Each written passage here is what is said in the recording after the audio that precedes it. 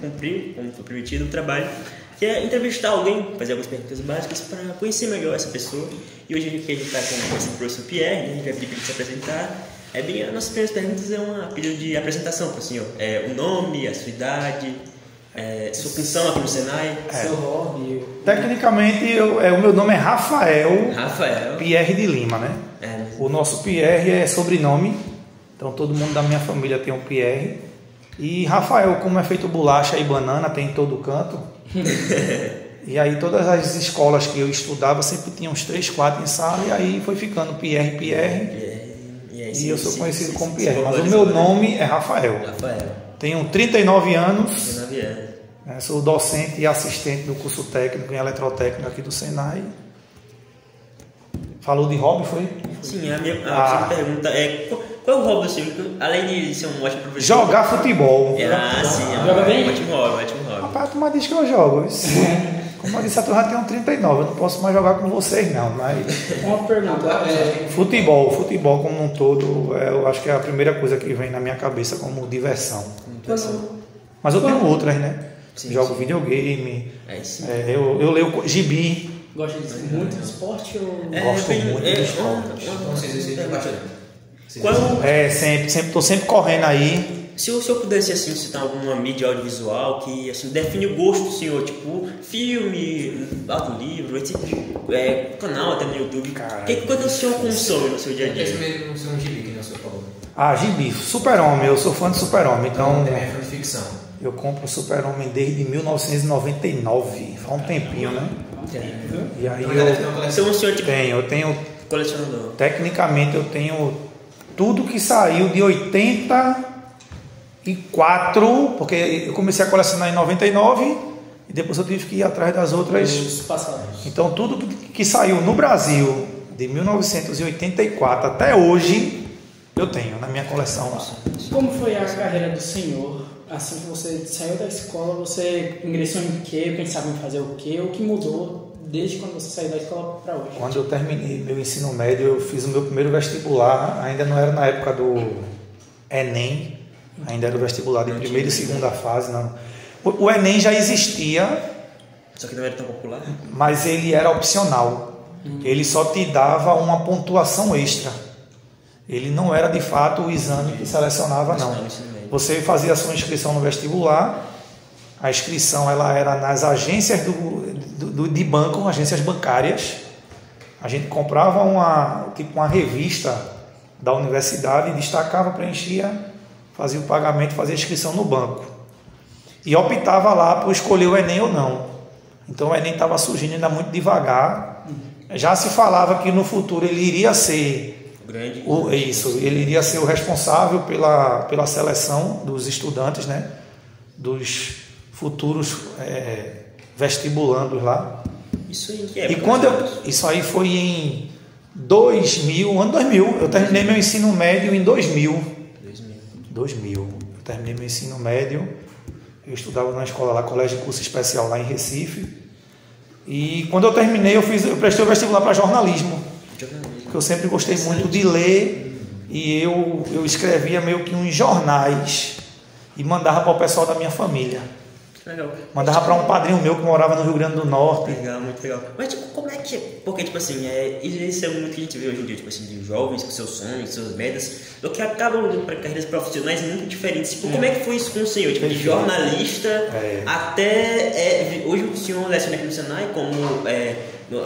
no curso de eletrotécnica. Sim. É um caminho assim, bem diferente, certo? Totalmente. Do que o senhor ia pensar. Tipo, como é que o senhor avalia isso assim, na carreira que o senhor fez? Então, o que é que aconteceu? Quando eu fiz o vestibular, eu não passei. Não passou. Né? Já começou daí. Passei na primeira fase, não passei na segunda. E no mesmo...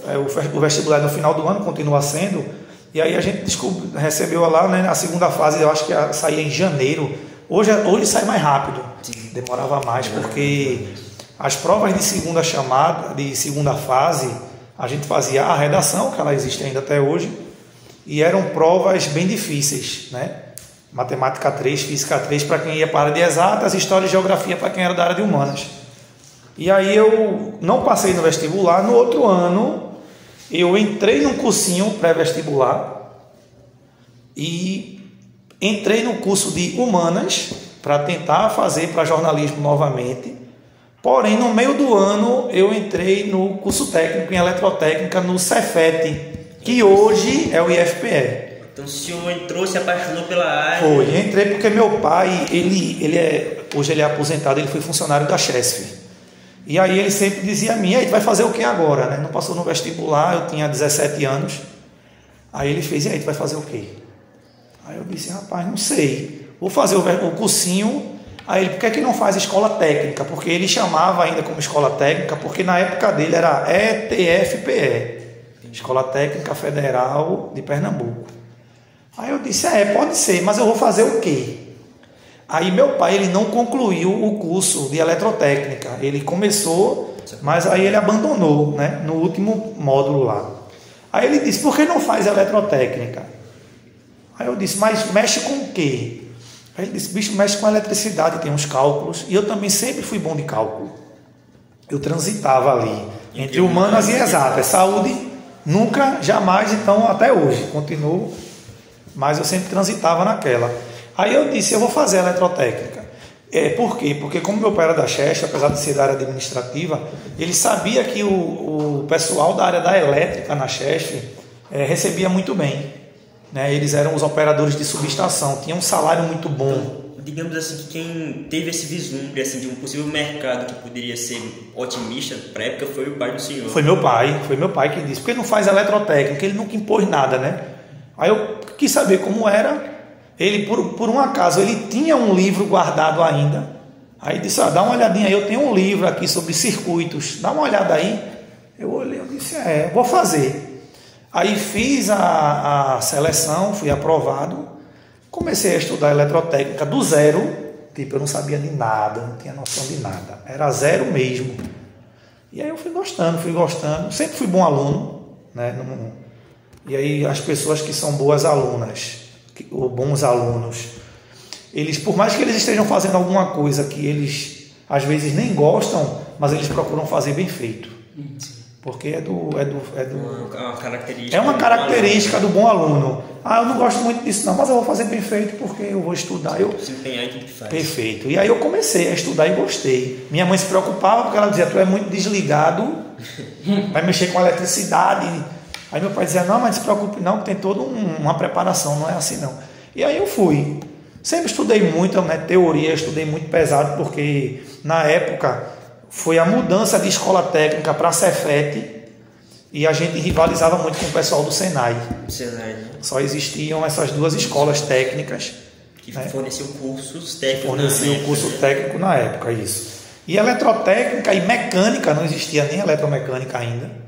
Eram os cursos que eram os carros-chefes das escolas. E existia uma briga, né? Entre um e outro. Tecnicamente nem tanto, era uma briga mais do mercado. O mercado era o seguinte, a indústria, ela queria absorver o aluno do Senai. Porque ela sabia que o Senai batia muito na prática. E as instituições, por exemplo, como hoje Enel Energia, CELP e algumas empresas na área de projeto, elas queriam o cabo da escola técnica, né? do Cefet, porque lá batia muito na parte acadêmica de teoria. Então ficava muito naquela. Você quer um cara para a indústria, pega o cara do Senai. Você quer um cara que ele tenha um conhecimento maior, que ele estudou mais, que ele tenha um pouco mais de teoria, pega um cara do Cefet. Era assim que funcionava. Não dizendo que não tinha prática em uma e que na outra também não se estudava teoria. Mas era uma carga, enquanto tinha, por exemplo, 70% de prática e 30% no Senai, no Cefet era 70% de teoria e 30% de prática. Né? Só que nesse caso, a gente pode observar que, de certo modo, o Senai venceu essa competição, né? Já que hoje em dia as empresas, as empresas de tecnologia também estão muito mais voltadas para essa área de prática. Isso continua, como eu digo, o Senai ele é o carro-chefe da indústria. A indústria ela não financia o Senai de graça. Entendi. Né? De fato, ela quer o aluno do Senai porque tem toda uma estrutura. Né? O Senai tem toda uma estrutura. E o Cefet, ele ainda era um Centro Federal de Tecnologia. Né? Antes ele era escola técnica, Depois ele virou Centro Federal. E aí quando ele virou Centro Federal, surgiram cursos de nível superior. Depois que ele virou instituto, aí o negócio piorou mais ainda. Então, assim, piorou no sentido de dar mais ênfase ainda mais em formar acadêmicos, né? Em formar acadêmicos. E o Senai ainda tem aquela ideia da formação do técnico para o mercado de trabalho. Quando o senhor se formou em eletrotécnica, o senhor ingressou em alguma área? Ingressei, eu fui trabalhar na Neoenergia, eu fui estagiar na Neoenergia, aí eu estagiei lá por 6 meses, depois eu estagiei numa empresa que prestava um serviço para a Neoenergia chamada Gamesa. Depois da Gamesa eu fui para a Funtec, que também era uma empresa que prestava serviço à Neoenergia. Foi quando eu passei no vestibular. E aí eu sou engenheiro de Minas. Na época a engenharia de Minas estava em alta, né? Existia uma promessa de um mercado muito promissor. E aí eu fiz engenharia de Minas. E aí eu saí da área da elétrica, tecnicamente. Porque lá na Federal a gente muda muito de horário. E aí é uma outra rivalidade que a gente tem, aluno da UFPE e aluno da UPE, né? Que lá a gente chama de Poli, porque é a escola politécnica. Qual é a dificuldade? Na politécnica eles tentam formar o cara mais para o mercado de trabalho. Na UFPE eles tentam formar o cara para a academia, para ser professor, para pesquisar, entendeu? Para esse tipo de coisa. No caso, assim, o senhor se formou como engenheiro de Minas? Isso. Tipo, Me formei como engenheiro de Minas. Hoje o senhor é professor, assim, né? Meio que o mercado deu uma baixa, o senhor pensou... Não, para falar a verdade, o mercado não deu uma baixa. O que aconteceu foi que, pertinho de me formar, eu comecei a ministrar aulas particulares. Né? Vocês sabem que antigamente, né, só existia o FPE, o FRPE, existia uma católica da vida, e de um dia para a noite surgiu faculdade em existiu faculdade em todo canto. E essas faculdades começaram a oferecer o curso de engenharia. Então tinha engenharia civil, química, mecânica, elétrica, em tudo que você imaginar. E esse pessoal estava tendo muita dificuldade. E aí eu comecei a dar aula particular para essa galera. Né? Já pertinho de me formar, comecei a ministrar aula particular. E foi quando uma aluna, que ela se considerava muito ruim, muito fraca, ela começou a ter notas boas. E aí ela disse a mim, poxa, bicho, tu leva jeito para ser professor. Né? E aí ela começou a me indicar e eu comecei a ter uma clientela bacana. Eu não parava em casa. Dando aulas particulares. E aí comecei a dar aula particular para grupos de 5, de 6. Né? A turma marcava. E aí, gente com dinheiro, né? Para falar a verdade. Porque marcava em hotel que o pai era o dono. Aí eu ia me embora pro hotel lá do cara ministrar aula lá pra uma galera. Então, tipo, nesse momento foi que deu uma virada na mente do senhor. Foi. Abriu o olho para a parte acadêmica da coisa, tanto para uma parte monetária quanto também porque o senhor percebeu que gostava de ensinar. Isso. Como é que é, tipo assim, ensinar para o senhor, deixa essa visão que nessa época até como é hoje? Pronto, então, quando ela me falou isso, eu gostei muito, porque assim, quando a gente começa a ministrar aula particular, o intuito é fazer alcançar ali o conhecimento para quem está, para o cliente, né? Só que a gente acaba criando uma relação mais do que cliente. Entendi. Né? O aluno da gente, ele não é um cliente da gente, ele pode ser até visto como cliente, institucionalmente falando, mas a gente cria aquele vínculo e aí você começa a vibrar, a comemorar internamente, né? Teu nome? Davi. Quando o Davi chega para mim e diz, porra, bicho, aquela prática que eu fiz, agora eu aprendi. Aquele assunto que o senhor me ensinou, caiu igual na prova que eu fiz e eu acertei. Né? Isso aí é bom porque é um termômetro para eu saber que meu trabalho está sendo bem feito e que você está aprendendo. E é uma recompensa muito diferente. É diferente. Eu tenho um professor, não sei se o Acácio, né, ele uma frase que ele gosta de dizer aqui, tipo, que professor é a única... É uma das poucas profissões que você tem a capacidade de mudar vidas diariamente. Existem outras, né? O pessoal da área de saúde também, mas assim, eu entendo a fala dele e eu concordo. A gente consegue, numa aula bem dada, uma aula que envolva vocês, vocês voltam para casa melhor. Às vezes a pessoa chega... e dependendo de como é que a gente conduz aquilo ali, eu acredito que isso muda de fato, e isso muda o futuro de vocês, né? Não é só o dia a dia não, assim, hoje teve uma aula massa, Pierre, eu saí melhor, eu cheguei assim, assado, mas eu acho que quando ele fala da mudança, é de fato de mudar no futuro de vocês, né? A gente tem essa missão de mudar o futuro de vocês, e a gente tem que se preocupar com isso. Quando o professor está ali, e aí vocês falaram de salário, o salário importa. Não adianta a gente abrir a boca e dizer que não, eu faço porque eu amo. Tudo bem, de fato, eu não me vejo envolvido em outra área. Tanto é que eu já tive várias propostas de largar a educação e ir para outra área, mas eu digo até a minha esposa, eu não consigo, isso já faz tempo, né? Vou completar agora 9 anos de sala de aula, e eu digo a ela, desde que eu comecei, eu não consigo me enxergar fazendo outra coisa. Não consigo. Eu consigo me enxergar fazendo outra coisa, mas dentro da educação. Não necessariamente sendo professor, mas eu tenho que estar aqui dentro. Eu tenho que estar dentro de uma escola, fazendo qualquer coisa dentro de uma escola. Eu não consigo.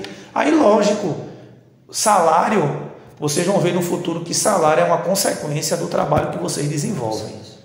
E tem certas profissões que têm ganhos que vão além. Professor é uma delas. Professor é uma delas. Porque a gente tem o salário da gente, né? Que graças a Deus é muito bom, né? Ninguém vai dizer que ganha mal no Senai, se disser mentira. Lógico. Eu poderia ganhar mais, todo mundo quer ganhar mais, pô. Neymar quer ganhar mais, pô. Então, né, não existe, né? Cristiano Ronaldo reclamava porque tinha que pagar imposto e queria ir para jogar em outro país que o clube assumisse o imposto. Então, assim, todo mundo quer ganhar mais, e eu acho que isso é motivador, a gente procurar ganhar mais. Mas entenda que salário é uma consequência do seu trabalho.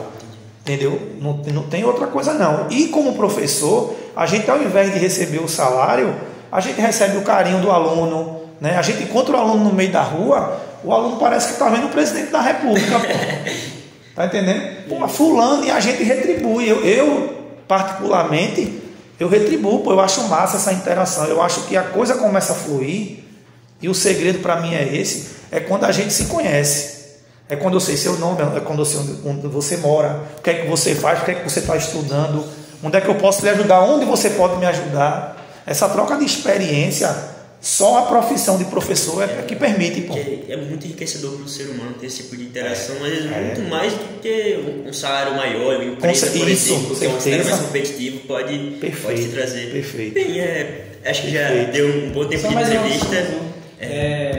O senhor é professor, trabalha na área de eletrotécnica, que é o que a nossa sala está buscando. Eu gostaria que o senhor desse uma dica. Uma mensagem. Uma mensagem. Deixa sua mensagem. Para o pessoal. Para o pessoal que está hoje em dia, que está começando a sua carreira profissional, como a gente vai começar daqui a um ano. Então, o que eu acho interessante que vocês tenham em mente é o seguinte. Vocês hoje fazem parte de uma fatia da população que tem acesso à educação. Isso é a primeira coisa que vocês não podem esquecer. Apesar de vocês serem jovens, qual a idade de vocês? 16, 17. Então, assim, é muito difícil pegar uma pessoa de 16 anos e dizer a ela que ela tem que definir a profissão dela agora. Eu acho que é difícil. Não é uma coisa fácil. Não foi fácil para mim, para vocês que têm uma possibilidade muito maior do que eu tive na minha época, né? Eu já estou com 39 anos, então para vocês eu acho muito mais difícil. Vocês têm muito mais, o leque para vocês é maior. Então o que é que eu costumo dizer? Vocês estão fazendo eletrotécnica, precisa seguir na área? Não precisa seguir na área. Agora, a preocupação minha, e aí a minha mensagem é o seguinte: procure saber o que é que você quer. Porque tem muita gente que faz assim: eu não quero eletrotécnica. E aí eu pergunto: mas você quer alguma coisa? E aí eu fico preocupado quando eu escuto: não sei o que é que eu quero. Então, assim, procure saber o que você quer. Você não é obrigado a se formar como eletrotécnica, mas hoje o meu conselho para vocês é: terminem o curso Façam o curso da melhor maneira que vocês puderem, mesmo que vocês não vão, mesmo que algum de vocês não vá seguir na área, mas não esqueçam que vocês vão ter uma profissão. Essa questão de ser um bom aluno, como você falou, de realmente aprender. fazer bem Isso, tudo que você... fazer bem tudo que você se propõe a fazer, né? Se você vai atravessar uma rua, atravesse uma rua da maneira correta de se atravessar uma rua. Olhe para o lado, olhe para o outro, veja se não vem carro e vai. Então, assim, é uma besteira, mas assim, tudo que você fizer, faça bem feito. Vocês têm a oportunidade de estar estudando no SESI. Quantas pessoas têm a oportunidade de estudar no SESI? Quantas pessoas têm a oportunidade de estar concluindo o curso técnico? Vocês já são no terceiro ano? Segundo. Né? Vocês estão terminando o ano que vem, então vocês vão estar com 18 anos aí no máximo. Com um curso, vocês já vão ter uma profissão. Olha aí na fatia, né, do povo brasileiro, quantas pessoas não querem pagar para ter um curso técnico e não conseguem pagar. Então, assim, não esqueçam disso. E sem contar que, tipo, todo lugar do mundo tem energia hoje. Isso, não. E assim, não é porque é minha área, mas eu não vejo área mais promissora do que as áreas que envolvem a elétrica, né? As outras sub-áreas e outras que se criaram a partir dela, né? Por exemplo, automação. Sim. A automação é o futuro. Hoje a automação aqui na região de vocês, ela está engatinhando, mas já já vocês vão ouvir falar o tempo todo. E elétrica é uma área, como você bem colocou, está em todo canto, pô. A elétrica está em tudo. Não tem, tipo, por exemplo... Não tem como não precisar da elétrica. Não tem como não precisar de um profissional da área da elétrica. Agora vocês têm que fazer o curso bem feito, porque vocês vão ser testados. O mercado vai testar vocês. E é interessante que vocês tenham primeiro, essa responsabilidade.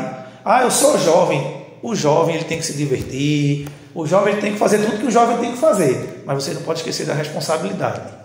Tem pessoas, e aí são os pais de vocês, que eles estão dando a vida ali para que vocês tenham o mínimo, para que vocês possam andar com as próprias pernas.